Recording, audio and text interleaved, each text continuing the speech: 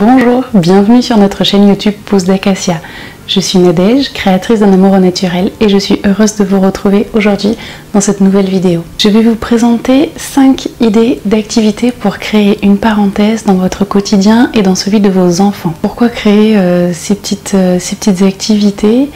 Parce que je pense que c'est important de prendre du plaisir, de prendre du temps, de prendre le temps.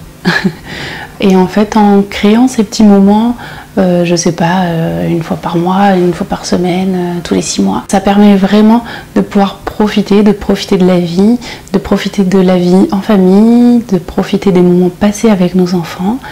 Et je pense que c'est vraiment important, tant pour les parents que pour les enfants. Donc l'idée numéro 1, c'est, tout comme on fête les anniversaires une fois par an, de fêter soit les mois anniversaires, soit les 3 ans et demi, 4 ans et demi, de marquer le coup en fait. Parce que pour les enfants, 1 an c'est long, 1 an à attendre son anniversaire, ça peut être long. On peut bien évidemment, c'est des poutres du temps, des petits trains qu'on peut accrocher au mur pour montrer à l'enfant le temps qui passe, mais c'est vrai que voilà, cette notion du temps elle n'est pas forcément évidente en fonction de l'âge de nos enfants. Et du coup de créer ce petit rituel autour des... Voilà, moi j'appelle ça des mois anniversaires, donc c'est en fait le fêter tous les mois ou tous les 6 mois. Ça permet à l'enfant de patienter un petit peu plus facilement jusqu'à son anniversaire. Ce que vous pouvez mettre en place, c'est soit par exemple tous les mois, je ne sais pas si votre enfant il est né le 20 juin, donc tous les 20 du mois, par exemple faire un petit gâteau avec une petite bougie à souffler, chanter une chanson, alors pas forcément joyeux anniversaire, mais voilà, enfin créer un petit moment de fête, un petit moment ludique pour que ce soit son moment à lui. Vous pouvez sinon aussi, par exemple, les enfants adorent recevoir du courrier. Vous pouvez demander aux grands-parents ou vous-même, glisser en fait une petite enveloppe, une petite lettre, par exemple pour fêter voilà, les 4 ans et demi, les 5 ans et demi. Et c'est vrai que ça fait toujours plaisir à l'enfant de découvrir qu'il a son propre courrier, que c'est lui qui ouvre sa lettre. Alors en fonction de ce qu'ils aiment, j'en sais rien, si c'est un enfant qui adore l'équitation, qui adore les chevaux, vous pouvez glisser des photos, je sais pas, soit que vous avez découpées dans les magazines, soit des photos que vous avez prises vous en allant au poney club ou autre chose. C'est vraiment histoire de marquer le coup et de toujours dans le but de faire plaisir à son enfant. Pour l'idée numéro 2, donc moi je vous propose le soir de raconter des choses qui vous ont fait plaisir et qui se sont passées dans la journée. Donc laissez la parole à votre enfant, prenez la parole vous aussi, et voilà, vous échangez tout simplement sur la journée qui vient de se passer et sur les 2-3 petites choses qui vous ont fait plaisir ou que vous êtes content d'avoir fait ou d'avoir réussi, peu importe, mais voilà, l'idée c'est vraiment de rester sur du quotidien qui vous a fait du bien. Ensuite on passe à l'idée numéro 3, un temps autour du repas, un repas un petit peu exceptionnel. C'est vrai que voilà, suivant les enfants, manger, il faut que ça reste quand même un moment de plaisir et c'est pas toujours évident. Souvent on leur dit de venir à table, ils viennent pas, ils traînent un peu des pieds, ou alors ils aiment pas forcément ce qu'on a préparé à manger. Donc là c'est vraiment par exemple d'organiser, alors là c'est pareil, c'est à vous de choisir la fréquence, une fois par semaine, une fois par mois, peu importe. Voilà, créer un petit rituel autour du repas qui leur fasse plaisir.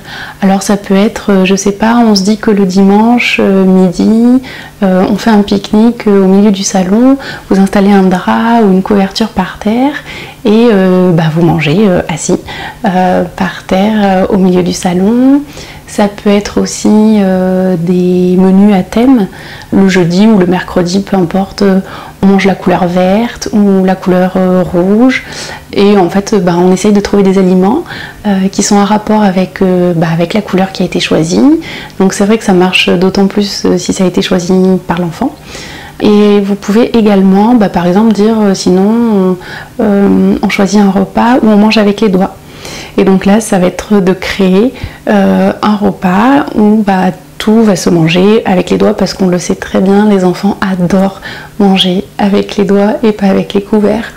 Donc voilà, ça peut être une petite parenthèse dans la semaine ou dans le mois où là on s'autorise à manger avec les doigts. Peut-être qu'il y en a qui le font très régulièrement. L'astuce numéro 4 propose en fait de faire une liste de, par exemple, 5 choses que vous aimez particulièrement chez votre ou chez vos enfants. Ça peut être j'aime quand il rigole, pendant qu'il fait une activité, le fait qu'il soit très concentré, moi je prends du plaisir à le regarder, mon enfant fait très bien de l'escalade ou joue très bien au tennis, ou enfin ce que vous voulez, quelque chose qui valorise en fait votre enfant. Voilà, 5 points qui vont valoriser votre enfant, 5 choses que vous aimez chez lui, et particulièrement chez lui, surtout si vous en avez plusieurs. Qu'est-ce qui fait la différence entre l'un, entre l'autre. Et donc vous les notez sur une feuille et vous les relisez. Vous les relisez, je sais pas, par exemple tous les soirs. Voilà, mon enfant, il sait faire ça. Ou alors moi ce que j'aime chez mon enfant c'est ça, c'est vrai qu'il est comme ça. Et j'adore cette face, ce petit côté malicieux, ce petit côté intrépide. Vous allez trouver ces petites choses qui font en fait que votre enfant est ce qu'il est. Et je pense que c'est important de faire cette liste et de se la relire parce que bien souvent c'est le regard des autres sur nos enfants ou sur nous, sur notre éducation qui fait qu'on va avoir des tendances à être peut-être un petit peu moins bienveillant. Et le regard des autres, pour certains c'est facile de ne pas y faire attention et pour d'autres c'est un petit peu plus difficile. Et donc si vous faites partie de ces gens pour qui c'est plus difficile, je pense que cet exercice est vraiment important à faire pour que vous puissiez voir aussi tous les aspects gratifiants de vos enfants parce qu'on a tous des qualités, on a tous des défauts, qu'on soit adulte ou qu'on soit enfant et on est comme on est et ça nous permet aussi d'accepter nos enfants pour ce qu'ils sont et comme ils sont. Et je pense que c'est vraiment très très important. Ensuite, on va passer à l'astuce numéro 5. Donc là c'est pareil, vous pouvez vous la programmer une fois par semaine, une fois tous les 15 jours, peu importe. Vous voyez ça avec vos enfants. Et donc là, ça va être une invitation à bouger pour que les enfants après apprécient d'autant plus le calme et l'immobilité. Donc là, ça va être par exemple le soir, en rentrant de l'école, si vous voyez qu'ils sont un petit peu excités, un petit peu énervés, vous allumez la musique, vous mettez la musique à fond et là vous vous autorisez à crier, à sauter, à danser, à faire une bataille de polochon. Il faut que votre enfant il se défoule physiquement, énergiquement, mentalement, qu'il puisse tout laisser aller et vous avec. C'est vraiment important de partager ce moment en famille avec votre enfant et voilà, et de rigoler et de se laisser aller et de ne penser plus à rien. Et de vivre pleinement ce moment avec lui. Voilà, je vous ai donné 5 petites idées donc, pour créer vos parenthèses dans le quotidien en famille. Maintenant, vous pouvez en trouver d'autres, vous pouvez en créer d'autres et je pense que vous pouvez aussi poser la question à vos enfants et à mon avis, ils ne manqueront pas d'imagination pour vous trouver des idées. J'ai une amie qui m'a soumis l'idée en fait de créer une petite boîte, par exemple de prendre une boîte à chaussures à décorer, faire une petite fente et dans cette boîte, votre enfant peut glisser en fait toutes les idées qu'il a pour justement casser un petit peu la routine du quotidien ou créer cette parenthèse enchantée.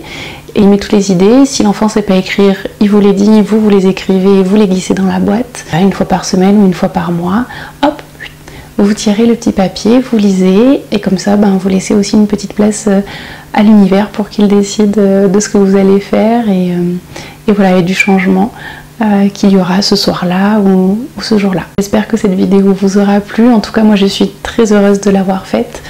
N'oubliez pas de nourrir la girafe qui est en vous, c'est vraiment très important. Vous pouvez nous rejoindre donc sur notre groupe Facebook Pousse d'Acacia pour faire partie de notre communauté qui grandit de jour en jour et ainsi en fait partager vos expériences, ce que vous avez testé, ce qui a marché, ce qui a moins bien marché pour qu'on essaye de réajuster ensemble et puis tout simplement qu'on avance vers une parentalité positive et bienveillante. Je vous dis à très bientôt, passez une excellente fin de journée. Au revoir.